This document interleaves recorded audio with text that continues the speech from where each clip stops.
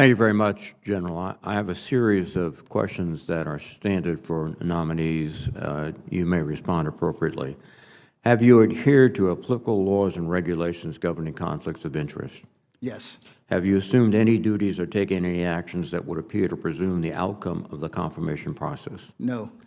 Exercising our legislative and oversight responsibilities makes it important that this committee, its subcommittees, and other appropriate committees of Congress receive testimony, briefings, reports, records, and other information from the executive branch on a timely basis.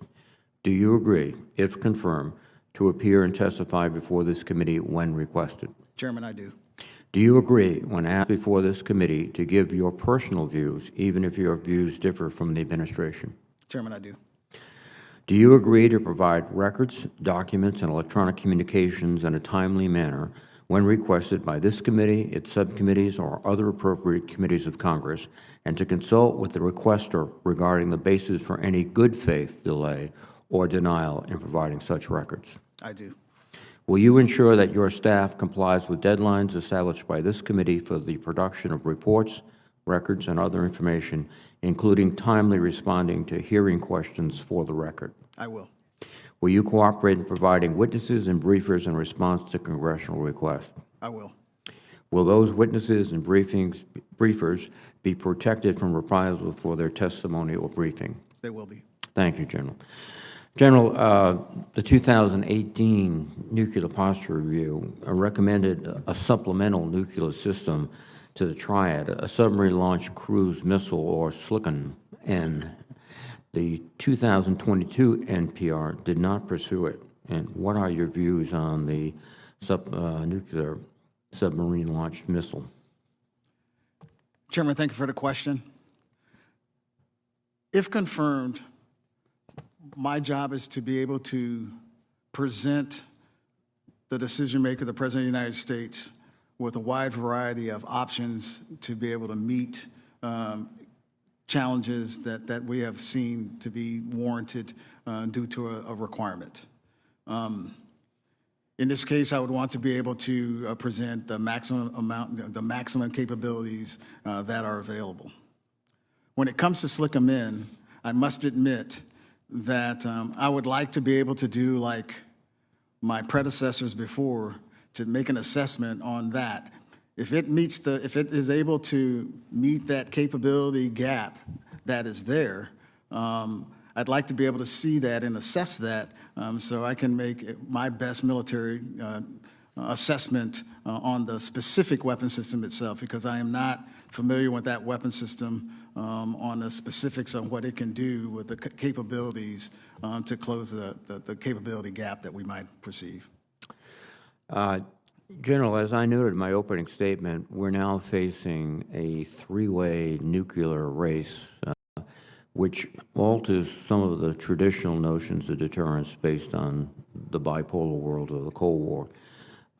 If confirmed, do you believe that you will have the sufficient forces and capability to undertake this new and evolving mission?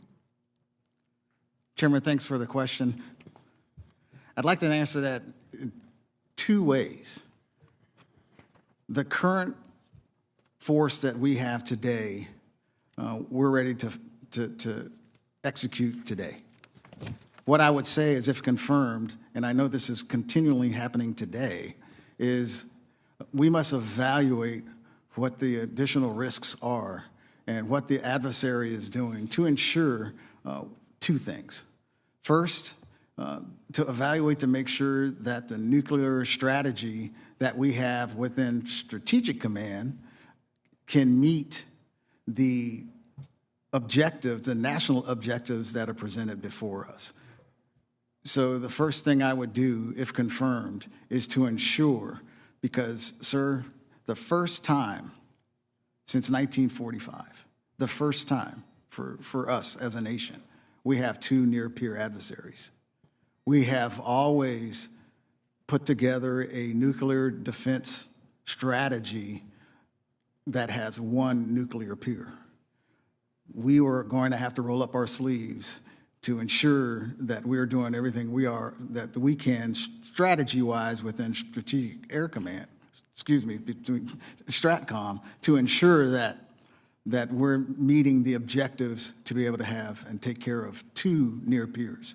First time in history that we've ever seen that. Thank you, sir.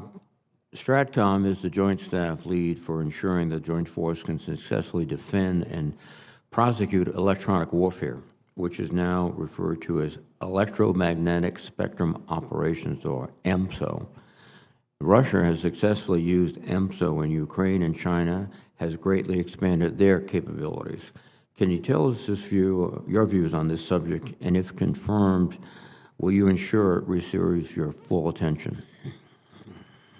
Thank you, Chairman. Absolutely. So if confirmed, it is going to be a front burner item within STRATCOM. You know, I know right now that the Executive DoD EMS Superiority Strategic Implementation Plan has been laid out, in which the commander of STRATCOM is going to be the lead, and that the direct report to the commander of STRATCOM. That is something that, if confirmed, I want to be able to dive down and do a true assessment of what's going on with EMS. I agree. It has atrophied over the decades, and now with 2 near peers, we're going to have to understand how to attack that and how to attack it well. So it is absolutely something that I would look into, sir. Thank you very much.